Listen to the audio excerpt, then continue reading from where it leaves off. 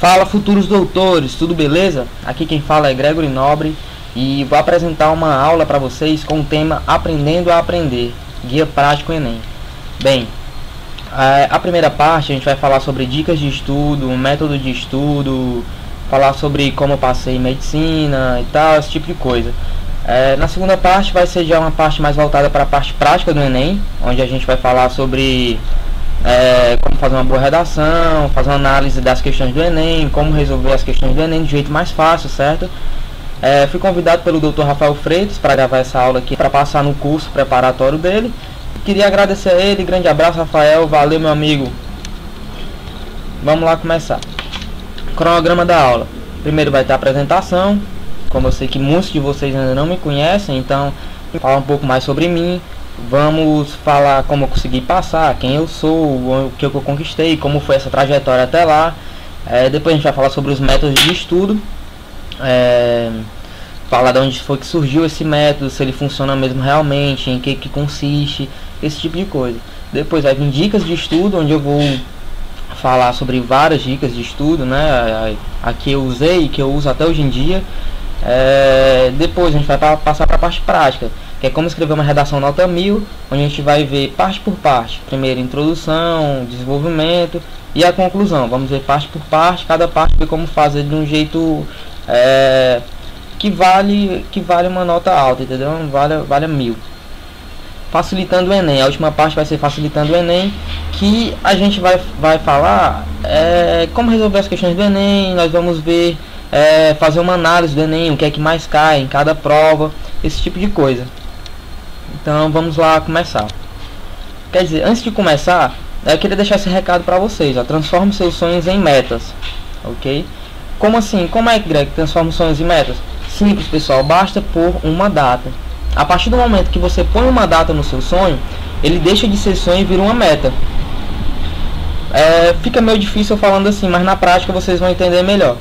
Por exemplo, uma pessoa que tem um sonho de viajar para o Canadá. Enquanto a pessoa não colocar uma data, não transformar aquele sonho em uma meta, ele vai ser sempre sonho e não vai sair de canto nenhum, entendeu? Então, a partir do momento que a pessoa coloca uma data, aí sim vai virar uma meta, a pessoa vai poder conquistar esse sonho. Um exemplo da pessoa que quer ir para o Canadá, a pessoa quer ir para o Canadá. Quando? Daqui a 3 meses, daqui a 4 meses, daqui a 5 meses.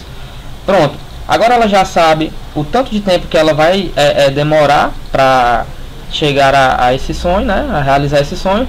Então, nesse tempo que falta, ela vai se planejar, vai buscar o maior número de informações possíveis, vai falar com pessoas que já realizaram esse sonho, pessoas que já quebraram a cara nisso e que já conquistaram esse objetivo. Então, assim que ela tiver todas as informações necessárias, já tiver perguntado, as pessoas já souber de tudo que deve ser feito, ela vai fazer um planejamento até essa data, e só assim que vai ser possível realizar esse sonho. Depois que ela transformou o sonho em meta, pronto, aí sim vai ser possível realizar. Isso também pode ser feito em qualquer área da sua vida, também nos estudos. A pessoa que quer ser médico, sonha em passar no vestibular de medicina. Enquanto ela não colocar uma data, ela nunca vai realizar esse sonho, entendeu? Então, a partir do momento que a pessoa põe uma data e transforma o seu sonho em meta, aí sim ela chega mais próximo de realizar esse objetivo. Nesse exemplo, que a pessoa quer passar em medicina, ela faz a pergunta a ela, quando que ela quer passar em medicina? No próximo vestibular? Passando esse vestibular no outro? Certo? Quanto tempo falta? 8 meses? 1 ano? 2 anos? Pronto. Agora que ela sabe quanto tempo está faltando para chegar o dia do vestibular, ela vai primeiro pegar todas as informações, saber o que é que vai cair nesse vestibular, saber como se inscrever no vestibular, pegar todas as informações necessárias sobre o vestibular. Depois, perguntar às pessoas que já passaram, falar com essas pessoas, tirar todas as suas dúvidas com ela, para saber qual o melhor caminho a seguir. Depois disso, o que é que vai acontecer? Quando ela já tiver tirado todas as suas dúvidas, já tiver todas as informações necessárias, ela vai fazer um planejamento de estudo, dia após dia, cada dia com uma meta, certo? Fazer metas diárias, metas pequenininhas, metas diárias, metas para se resolver a todos os dias, para que no final, depois de resolver meta por meta, dia por dia, a sua meta principal, que é passar em medicina, seja realizada. Só assim que vai dar certo, pessoal. Então, transforme seus sonhos em metas. Coloquem datas, vá buscar o maior número de informação, perguntem às pessoas que já passaram isso, já quebraram a cara, tire todas as suas dúvidas, se enchem de informações, depois faça um planejamento e vá atrás de buscar seus objetivos, certo? Só assim que vocês vão conseguir realmente resolver seus problemas e alcançar seus sonhos. Bem, agora a minha apresentação. Como já tinha dito antes, meu nome é Gregory Nobre e eu tenho uma história de vida um pouco interessante, pois eu sou funcionário público, sou estudante de medicina da Universidade Federal do Ceará, sou ex-estudante de engenharia de energias e de engenharia mecânica e já fui aprovado em vários concursos públicos e vários vestibulares de medicina. Tudo isso sem ter feito o ensino médio e usando as técnicas e dicas de ensino, de estudo que eu vou falar daqui a pouco. Bem, então agora eu vou contar um pouquinho do resumo da minha história. Como todo médico ou estudante de medicina, ou pessoas que querem fazer medicina, praticamente todos eles, eu sonho em ser médico desde criancinha.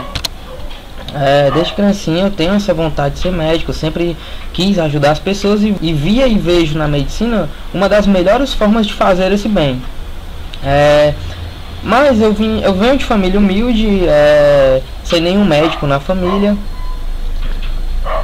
Sempre ouvi que medicina é um curso para gente rica, para quem estuda em colégios extraordinários, colégio X, colégio Y. Só ouvi que medicina não era para mim.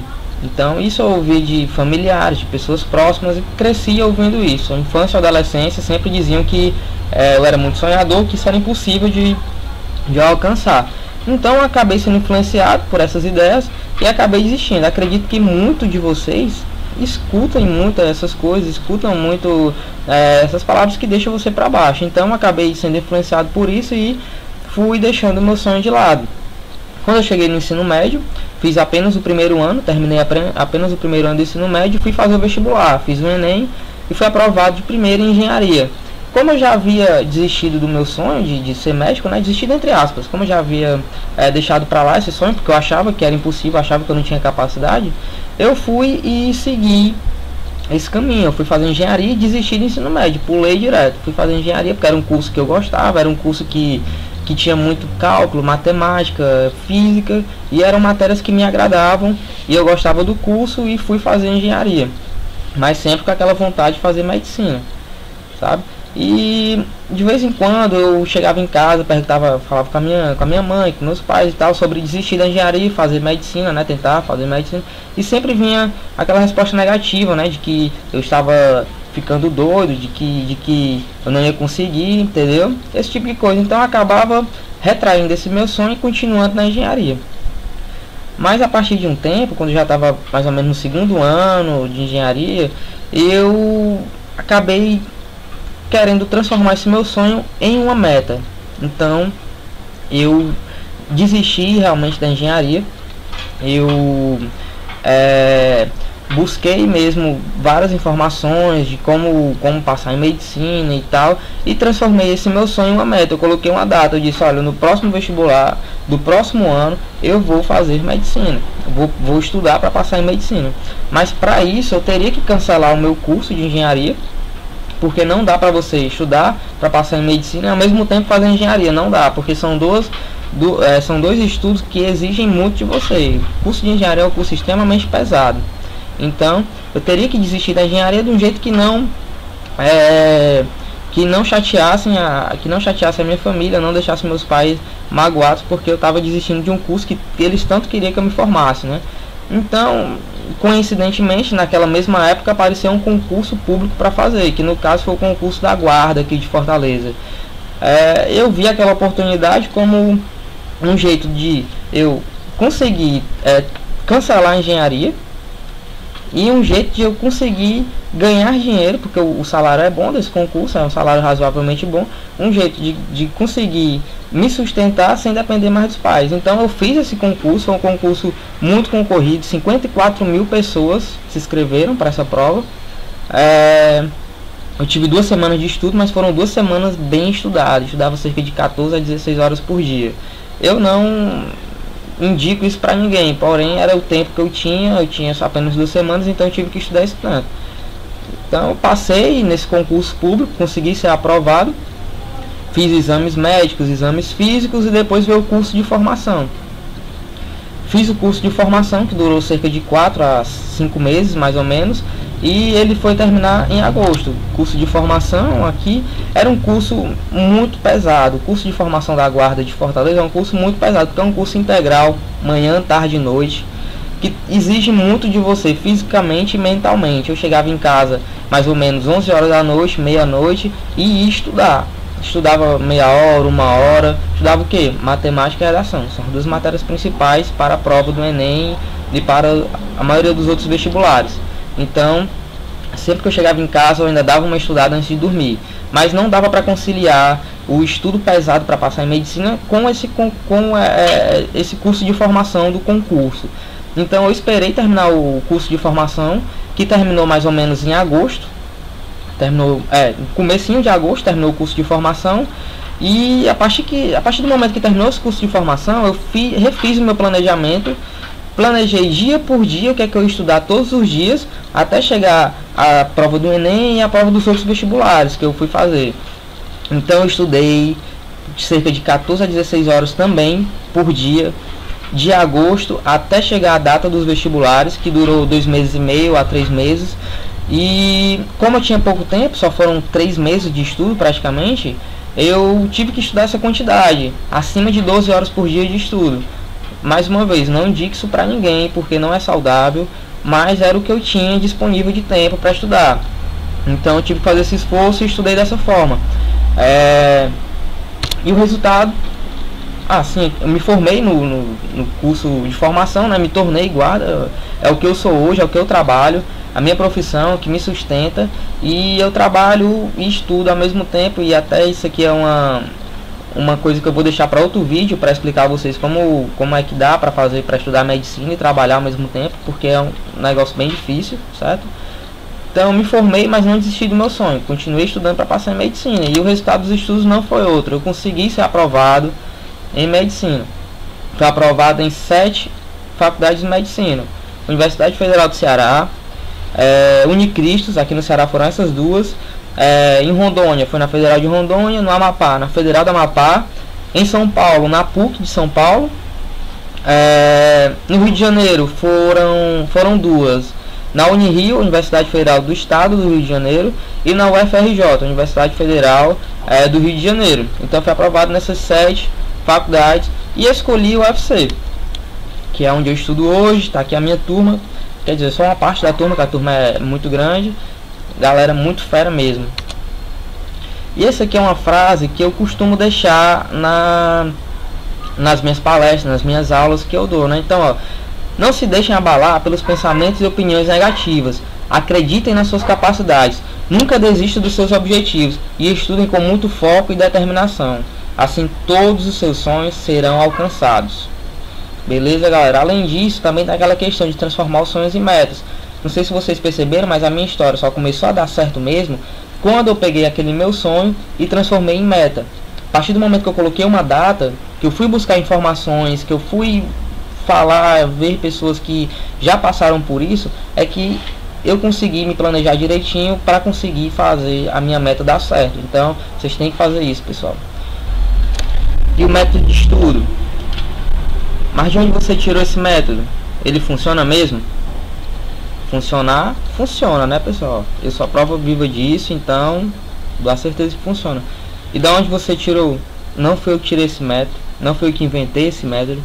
Bem que eu queria que fosse, tivesse sido eu, mas não fui eu que inventei. Esse método é fruto das observações de não só mim, mas de várias pessoas, sobre como é aplicada a educação nesses países que têm a educação muito mais evoluída que a do Brasil. Então foram feitas análises, né? como a gente vai fazer agora. Analisando essa tabela aqui, que é o ranking PISA. PISA é uma prova que é aplicada mundialmente em todos os países, não em todos não, é cerca de 65 países hoje em dia é aplicada essa prova nos adolescentes entre 13 a 16 anos. Na faixa dos 15 anos é aplicada essa prova, que tem o mesmo nível em cada país que ela é aplicada, certo? Como a gente pode ver, primeiro colocado ficou a China, mas não é a China inteira, apenas uma parte da China, Xangai. Segundo, Singapura. Terceiro, outra parte da China, que é Hong Kong, certo? Então, os três países asiáticos ficaram em primeiro colocado, nas primeiras colocações. E o Brasil, vergonhosamente, ficou na posição 58 de cerca de 62 países. Em 2012 foram cerca de 62 países que fizeram essa prova. E esse ranking mostra que o Brasil é fraquíssimo em matemática, muito fraco em leitura e em ciências, mas principalmente em matemática. O Brasil está muito, muito fraco mesmo em matemática. E os países lá asiáticos, muito mais avançados do que o Brasil em todas as partes: matemática, leitura e ciências, certo? Outra coisa interessante da gente analisar é o teste de QI, né? São a média de QI nos países, certo? Então, mais uma vez, a gente pode analisar, primeiro de tudo, o que é QI? QI é tipo a medida de inteligência, que você mede o quanto inteligente é a pessoa, certo? Então a gente agora vai analisar de novo esse ranking. Como a gente pode ver, nas primeiras colocações estão mais uma vez os países asiáticos. Mais uma vez, Coreia do Sul, Japão, Singapura estão lá, né? Mais uma vez sendo com a melhor educação. E o Brasil está lá em 45º, né? Com um QI de 87. Lembrando, 100 é a média, certo? 100 é o QI médio. Passou de 100, a pessoa já tem inteligência acima da média. Abaixo de 100, a pessoa já tem uma inteligência um pouco atrasada, certo? Agora, abaixo de 90, aí já pode considerar retardado. No Brasil, o QI médio do brasileiro é 87, certo? Brasileiro é retardado? Não todos, né?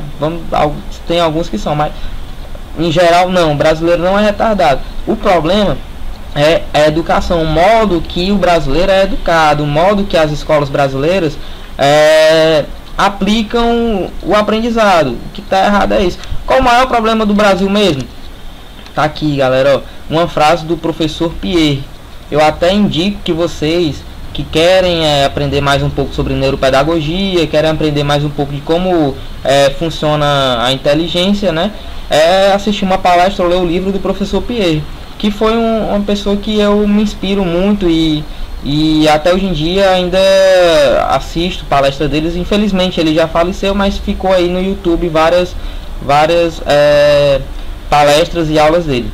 Então a frase dele foi o seguinte: o problema do Brasil é que o Brasil tem milhões de alunos e pouquíssimos estudantes. Isso à primeira vista parece só meio estranho, né? O Brasil tem milhões de alunos e pouquíssimos estudantes. Mas é isso mesmo, galera. Existe uma diferença grande entre aluno e estudante. E no Brasil a gente não sabe diferenciar muito bem, coisa que nesses outros países eles diferenciam perfeitamente. Existe uma diferença grande entre aluno e estudante.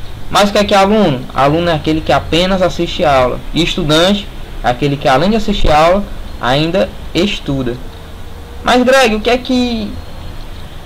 a diferença de assistir a aula e de estudar? Primeiro, assistir a aula é passivo e em grupo, certo? Passivo e coletivo. Isso é assistir a aula. Assistir a aula, você chega lá, senta na cadeira, assiste o que o professor está ensinando. O que eu estou fazendo agora é praticamente uma aula. Vocês estão aí passivamente assistindo, certo? Então isso é uma aula. Assistir a aula é um ato coletivo e passivo. É um ato que você não está aprendendo nada. Até o 6º ano do ensino fundamental, aí sim você aprende. Mas passou daí, apenas assistir a aula você não vai aprender, você vai entender. Assistir a aula serve para entender, não para aprender. Assistir a aula é uma coisa tão simples que até um cachorro pode assistir a aula. Assistir a aula é isso, passivo e coletivo. certo? E agora estudar é totalmente diferente, pessoal. Estudar é ativo, certo? Estudar, você sem estar com uma caneta na mão, sem estar produzindo, você não está estudando. Estudar é um ato ativo e solitário, certo? Então nada de grupo de estudo, pessoal. Se é grupo, não é de estudos. Estudar sozinho, certo? Solitário. Estudar, ó, ativo e solitário, criando. Isso é estudar, beleza? Greg, como é que você estuda? No meu caso, o modo que eu estudo, o modo que eu uso para estudar, são seguindo esses 4 passos. Primeiro, assistir a videoaulas, se possível, né? Porque nem sempre a pessoa tem essa possibilidade de assistir a aula, mas sempre que você puder assistir, assista a videoaula, certo? Isso aqui é depois de assistir a aula normal. Assistir a aula normal, chega em casa e vai estudar. Então, ó, primeiro, assistir videoaula. Segundo, ler sobre o assunto da aula, certo? Aí aqui nesse negócio de ler sobre o assunto da aula, na internet tem várias coisas, tem várias coisas que você pode pegar para ler, para baixar também, vários livros em PDFs, artigos, certo? Eu praticamente estudo desse jeito. 3. Faça pequenos resumos do que você leu, sobre o que você leu. Então, pequeno resumo mesmo, pessoal. Não precisa fazer uma síntese de 15 linhas, de 20 linhas, não. É resumo pequeno. 2 linhas baixas, 2, 3 linhas. É só para você colocar no papel o que você entendeu, entendeu? Você coloca lá no papel o que foi entendido depois que você assistiu a aula, e depois que você viu a videoaula, depois que você leu sobre o assunto, você escreve no papel o que foi que você entendeu. Resumo pequeno, 2, 3, 4 linhas, desenhos, faz alguma coisa assim para você lembrar do que você entendeu, tá? E por último, e o mais importante na minha opinião, faça exercícios relacionados ao assunto estudado. Muitos exercícios, pessoal. Então, esse é o mais importante da parte dos estudos, é fazer muitos exercícios. Então, depois que você assistiu a videoaula, leu e fez o resumo, partir para os exercícios. E fazer muito exercício, não é pouco não, galera. Se você quer mesmo massificar o aprendizado, se você quer mesmo deixar gravado na sua mente, fazer bastante exercícios, certo? Agora a gente vai para a parte de dicas de estudo. Essas dicas de estudo foi a que eu usei no passado, que eu uso hoje em dia e que eu pretendo usar no futuro. E até agora, pessoal, tá dando tudo certo para mim. Eu espero que também funcione com vocês, certo? A primeira dica é, sempre que assistir uma aula, estude no mesmo dia, certo, pessoal? Antes que você durma. Por quê? Porque é durante o sono que ou é apagado tudo que você botou na memória que não foi relevante, é apagado, ou é gravado por bastante tempo, ou até mesmo para sempre, o que você viu durante o dia, que massificou e que você realmente estudou. Então realmente fica gravado na mente. É durante o sono em que ou é apagadas as informações ou são gravadas as informações no cérebro. Para a gente entender melhor essa parte, a gente tem que fazer uma analogia entre o cérebro humano e o computador, que realmente é muito parecido. O cérebro humano e o computador tem partes que são muito parecido mesmo. Por exemplo, no computador a gente tem 2 memórias. A memória RAM, que é uma memória fraquinha, uma memória pequena, uma memória bem volátil, que você deixa nela, ela dura pouco tempo e já é apagado, certo? E tem a memória HD, que é a memória já mais potente, a memória forte, a memória que fica gravado para sempre lá no computador até que ela seja apagado de alguma forma, ou que até que a memória seja destruída. Então, vamos fazer aqui dar um exemplo. Quando você pega o Word, certo, um editor de texto, e escreve alguma coisa, sem apertar no botão salvar, se você desligar o computador, tudo que você colocou naquela informação, né, tudo que você toda a informação que você colocou naquele documento e você não salvou, quando você reiniciar o computador, vai estar tudo apagado, certo? Por quê? Porque estava apenas na memória RAM. Então a memória RAM ela não aguenta um reiniciamento. Quando você reinicia o computador, o que estava na RAM foi apagado, entendeu? Mas agora, quando você clica no botão salvar, a informação que está lá no texto, né, informação de texto que está lá no seu editor, quando você clica no botão salvar, ela é salva e vai para a memória HD. E quando ela vai para a memória HD, ela fica lá gravada para sempre ou por muito tempo até que você apague. Aí você pode reiniciar o computador, desligar o computador, que quando você abrir de novo aquele arquivo, vai estar lá a informação que você salvou.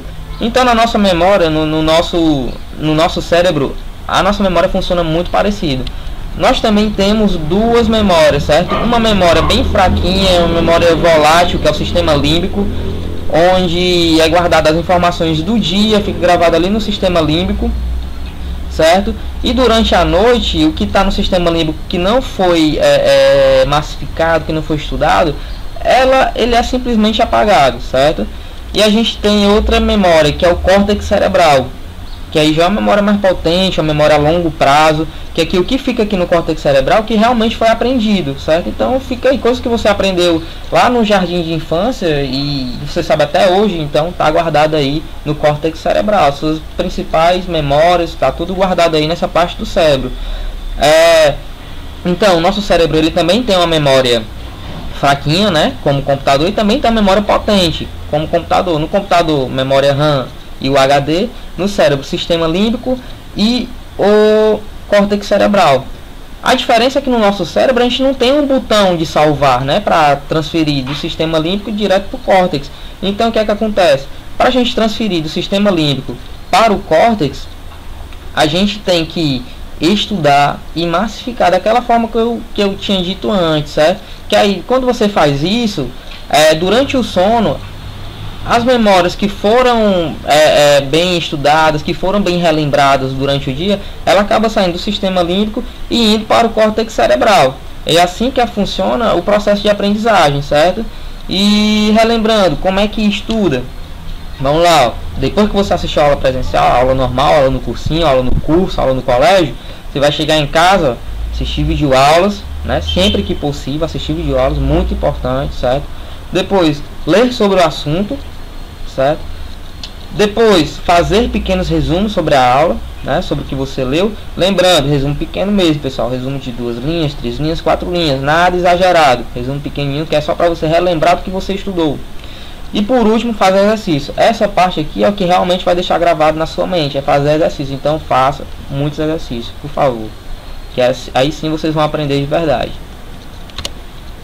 A dica 2, tecnologia ajuda muito, certo, pessoal? Ao contrário do que os professores mais antigos acham, né? Tem muito professor que diz que tecnologia ajuda, que tecnologia atrapalha. Muito professor fala que tecnologia atrapalha, que você não consegue estudar se tiver com computador, que se tiver com o celular na mão não está estudando, está te atrapalhando, certo?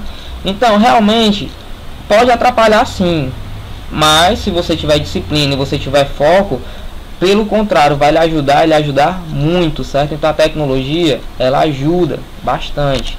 Primeiro são os e-books, certo? E-book foi uma revolução muito grande, porque agora você pode levar milhares de livros para onde você levar seu celular, seu pendrive, entendeu? No meu celular eu tenho centenas de livros de medicina que, se eu fosse levar na mão, só caberia 2 nas minhas mãos aqui, usando as 2 mãos só ia caber 2, e olhe lá, eu não ia conseguir levar para todo canto, porque é muito pesado.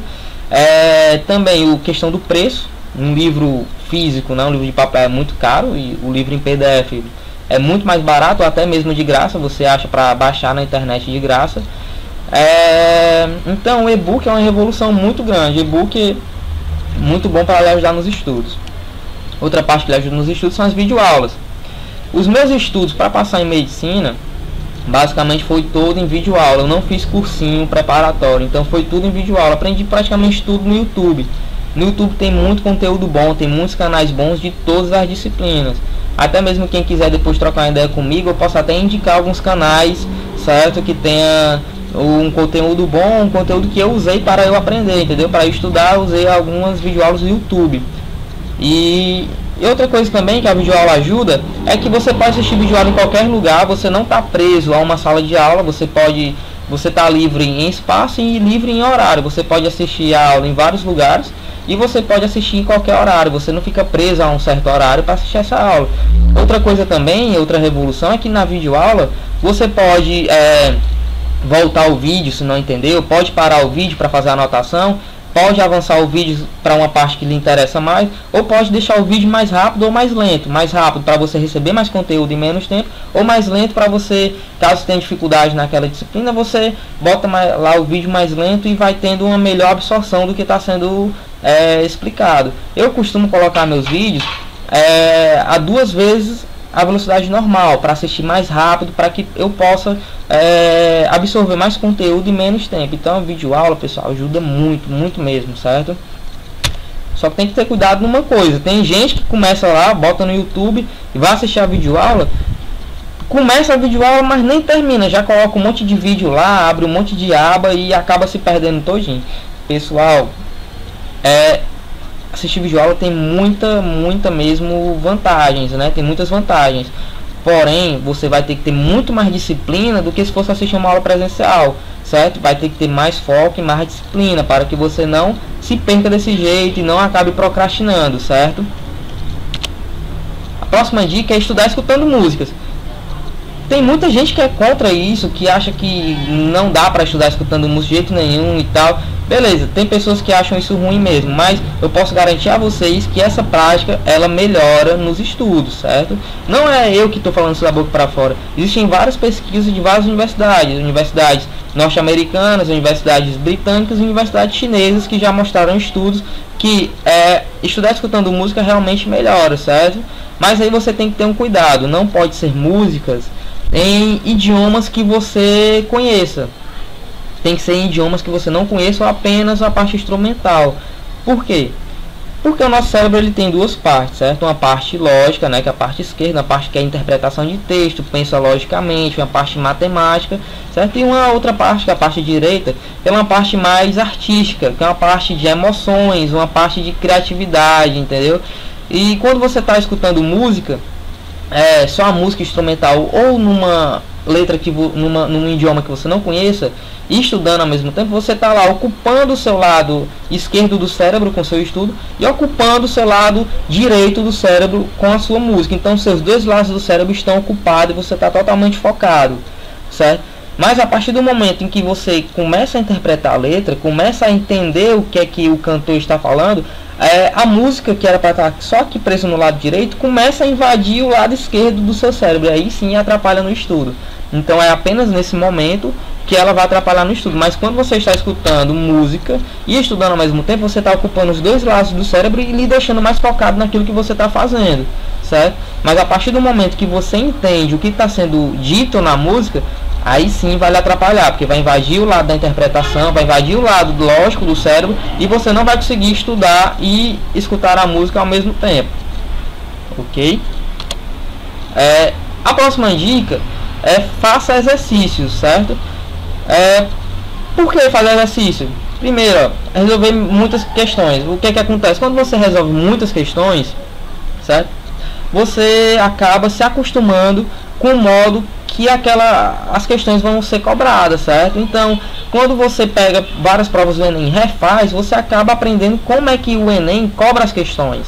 Você pega uma certa banca de vestibular, sei lá, a banca da USP, e faz várias questões, você vai saber praticamente o que é que vai cair na próxima prova, como é que vai ser perguntado, porque as questões repetem bastante. Prova do Enem, se você fizer a prova do Enem de 2014, de 2013, 2014, quando você for fazer de 2015, você vai ver que as questões foram muito parecidas, mudou pouquíssima coisa nos textos, certo? E outra coisa também que eu sempre digo é que sim, aqui, o que é que acontece? Não é o aluno mais inteligente que passa na prova.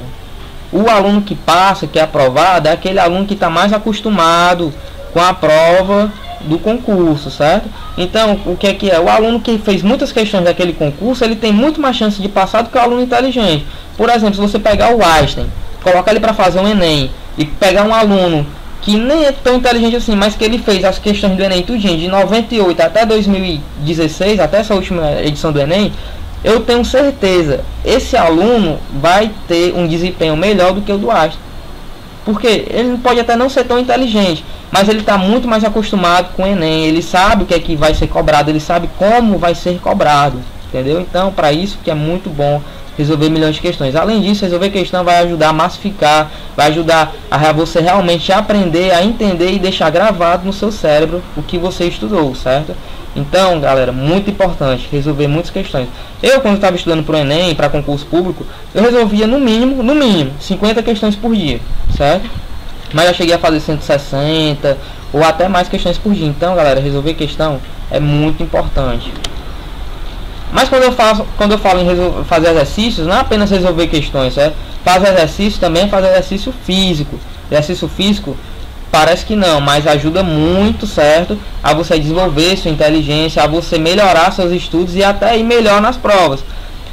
E também tem a outra questão, que a prova do Enem, certo? Ela não é só uma prova de conhecimento. A prova do Enem também é uma prova de resistência, porque é uma prova muito longa, uma prova que são 180 questões, são 2 dias de prova, ainda tem uma redação. Então é uma prova muito longa que ela vence muitos alunos bons no cansaço. Tem aluno que é muito bom, que com certeza passaria em qualquer curso, mas ele se cansa e não consegue resolver a prova inteira, entendeu? Então, quem faz exercício físico, ele tem mais gás, ele tem mais preparação para resolver a questão inteira, ele cansa menos, cansa mais devagar do que um aluno sedentário, por exemplo. Então, resolver exercícios, fazer exercício físico é muito importante, galera, muito importante mesmo. E se você é sedentário, vamos começar a fazer caminhada, vamos se matricular na academia, vamos mudar, porque isso realmente vai lhe ajudar muito, certo? Não só na parte da saúde, mas também na parte dos estudos. Então realmente é muito importante. Próxima dica, né? Dica número 4 é estude matemática todos os dias. Isso não quer dizer que você tem que passar horas estudando matemática, não, se esse não é o dia de você estudar matemática, certo? Mas se você pegar todos os dias e estudar pelo menos 20 minutos de matemática, 10 minutos resolver uma questão, 2 questões, 3 questões de matemática, isso já vai lhe ajudar muito.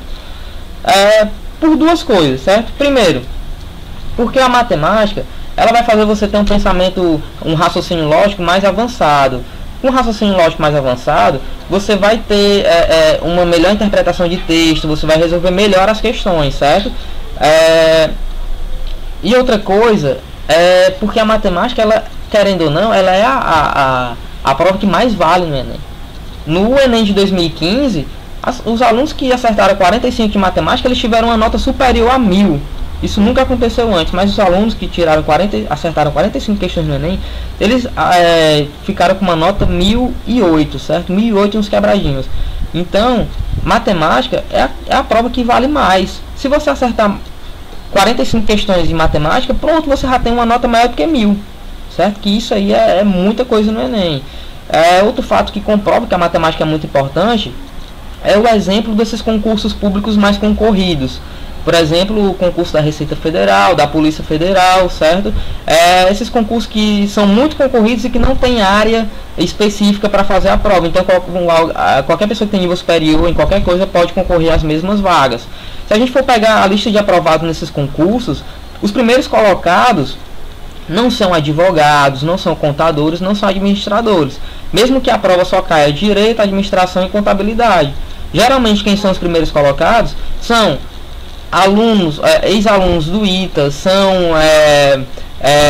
engenheiros, são físicos, são matemáticos. Por quê? Porque essas pessoas têm uma base de matemática muito forte, ou seja, elas têm um raciocínio lógico muito avançado e interpretação de texto também muito avançada.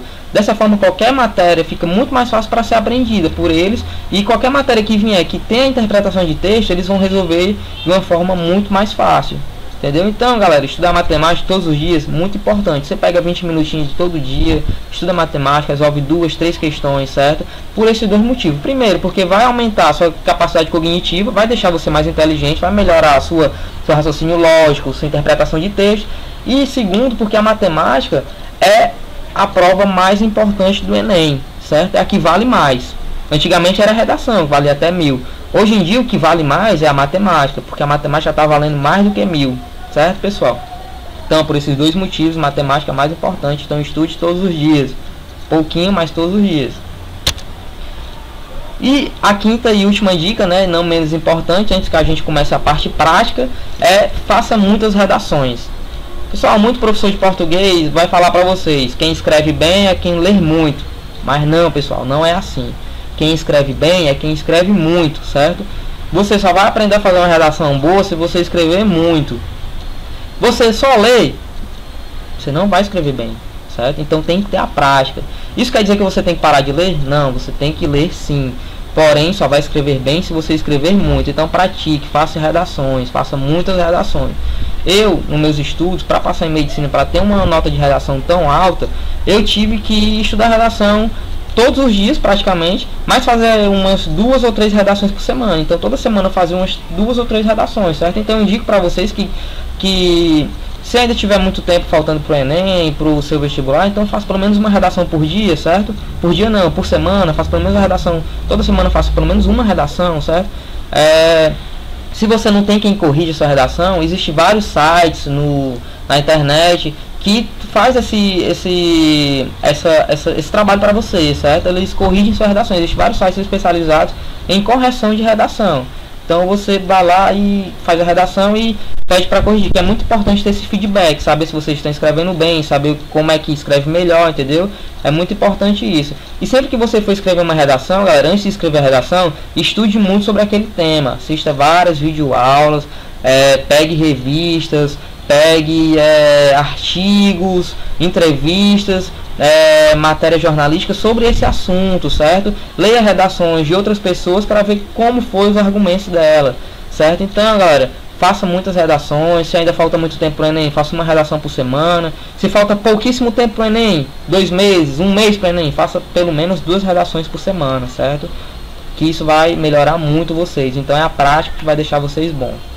Agora, depois daqui vai vir a segunda parte da videoaula, que vai vir em outro vídeo, não vai ser nesse. A gente vai para a parte prática, certo? Que aí a gente vai falar sobre como fazer uma redação nota 1000, certo? Vamos falar sobre como fazer uma introdução boa, muito boa, como fazer um desenvolvimento muito bom e uma conclusão perfeita. A gente vai falar sobre isso, explicar passo a passo como fazer isso. E na outra parte vai ser uma dica sobre... Uma dica não, vai ser uma análise sobre as questões do Enem. A gente vai analisar como são cobradas as questões, como a gente deve responder as questões do Enem de um jeito mais simples e o que mais cai em cada prova do Enem. Na prova de matemática, qual a disciplina que mais cai, na prova de ciências, o que é que mais cai, certo? Então a gente vai fazer essa análise. Então, galera, eu vou encerrando o vídeo por aqui, essa mini aula, mini palestra, certo? E até o próximo vídeo, pessoal. Valeu, tchau, tchau. Abração.